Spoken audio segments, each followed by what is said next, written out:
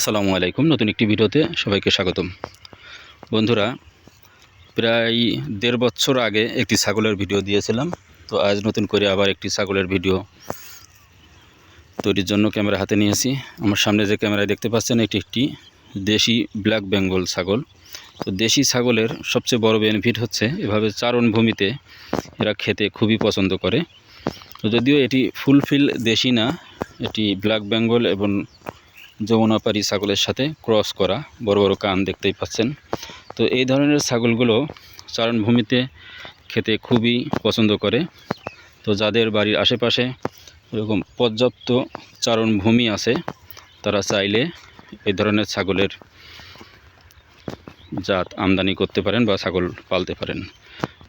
যে ধরনের ছাগলগুলো এভাবে চারণভূমিতে চড়ে খায়, খুব একটা দানাদার খাবার লাগে না, অল্পতেই এই ছাগলের বেনিফিট পাওয়া সম্ভব। দেখতে পাচ্ছেন ক্যামেরায় এই ছাগলগুলো অনেক দেশি ছাগল এভাবে চারণভূমিতেই খেতে পছন্দ করে। তো যারা ছাগল পালনে আগ্রহী অবশ্যই আগে পরীক্ষামূলকভাবে 1-2টি ছাগল পালবেন, তারপরে যদি ভালো মনে হয় তখন ছাগলের সংখ্যা বাড়াতে পারেন। তো ছাগল পালন কিন্তু খুব একটা সহজ না, অনেক কষ্টসাধ্য।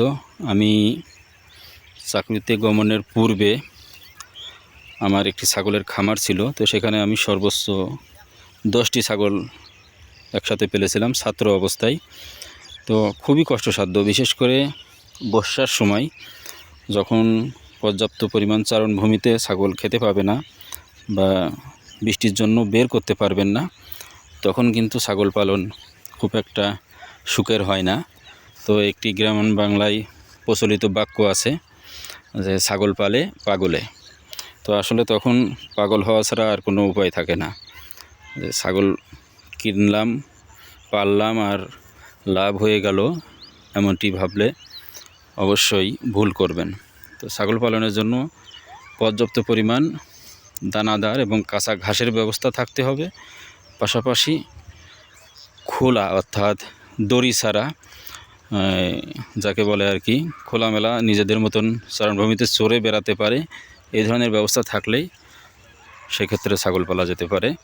তো এই যে এখানে দেখতে পাচ্ছেন এই ছাগলগুলো সব চারণভূমিতে এভাবে ছেড়ে দিয়েছে। সন্ধ্যার সময় এগুলো হয়তো তারা তাদের খোয়ার অর্থাৎ ছাগলের যে খামার সেখানে নিয়ে যাবে। তো এইভাবে ছাগল ফেললে অবশ্যই লাভ করা সম্ভব, কিন্তু বদ্ধ অবস্থায় ছাগল পালতে হলে পর্যাপ্ত খাবারের দরকার, পাশাপাশি দানাদার খাবার তো অবশ্যই। তো দেখা হচ্ছে পরবর্তী কোনো ভিডিওতে। যদি ভালো লেগে থাকে অবশ্যই সাবস্ক্রাইব করে পাশে থাকা বেল আইকনটি প্রেস করে দেবেন। ধন্যবাদ।